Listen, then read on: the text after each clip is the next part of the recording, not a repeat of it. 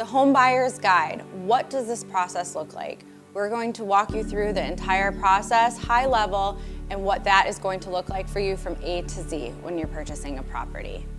The first step in the home buying process is to identify and talk to a realtor. You're going to want to work with somebody that you trust and who has a lot of market knowledge and really is going to work for you and put your best interests first. So having that relationship with somebody is going to be super important when looking at a realtor. The next step, you're going to want to find a lender. So typically your real estate agent can provide you with some lender recommendations if you don't have one already. But in this step, you'll be speaking with a lender and they're going to be reviewing your finances. So they'll look at things like your debt to income ratio, your credit, as well as other items so then they can pre-approve you to purchase your home. Now the pre-approval is very important to have from the lender because when you are looking at homes and you're ready to submit an offer, you're going to want to submit your pre-approval with the offer so the seller understands that you are approved to buy their home.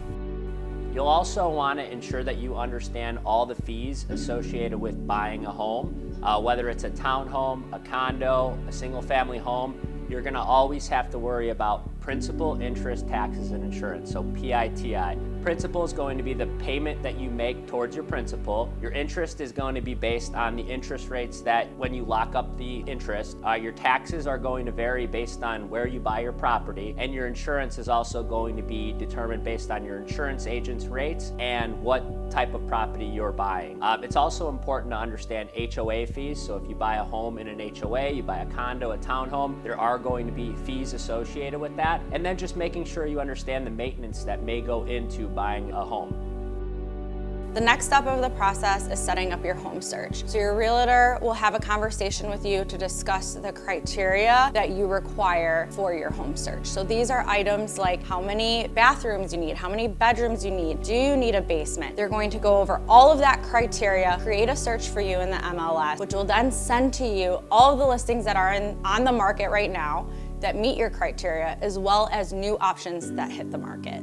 Next step in the process is going to be looking at homes. So you're going to schedule showings with your real estate agent. They're gonna bring you out to different homes and you're going to be able to see the properties that you marked on the MLS. It's a great time to really understand what you like, what you don't like, and you're going to be able to provide that feedback to your real estate agent. So your real estate agent can work for you and find the homes that meet your certain criteria moving forward. The next step of the process is submitting and negotiating the offer. This is the exciting part. You found a home that interests you enough to make it your own. So at this point, you are going to be working with your realtor to understand what a good offer price is for the property. You're going to discuss when you want to close, as well as other contingencies throughout the entire contract. That is then submitted to the seller's side, and they will review that offer and come back and negotiate on items. Your real estate agent will work with you to give you different strategies on how to best negotiate the deal based on the situation. If there is one offer on the table, that's a different strategy than if you have multiple offers on the table. So your real estate agent will guide you through that process. The next step in the process, once you get a deal under contract, is the attorney review. This is when the attorneys work together. You work with your attorney as well, your realtor works with your attorney, and there's 5 days to where you can schedule your inspection and work out all the details of the contract that you initially agreed to. In the next step of the process, you will be having an inspection of the home. So you will hire an inspector to come out to the home and look to make sure that the items in the home are up to code. They'll go over any larger concerns, like any plumbing issues, any electric issues. They'll also go over concerns of, small maintenance items that are needed, like loose hinges on doors. At this point, you are then negotiating with the seller to either fix some of those items of concern or give you some type of credit so you can fix those items yourself once the home is yours. So the next step is the appraisal. The bank basically is not going to lend on a home that is not worth what the purchase price is. So in order for that bank to lend on it, it needs to appraise at the value of the purchase price. This is great because it protects you as a buyer, ensuring that you aren't overpaying for a home.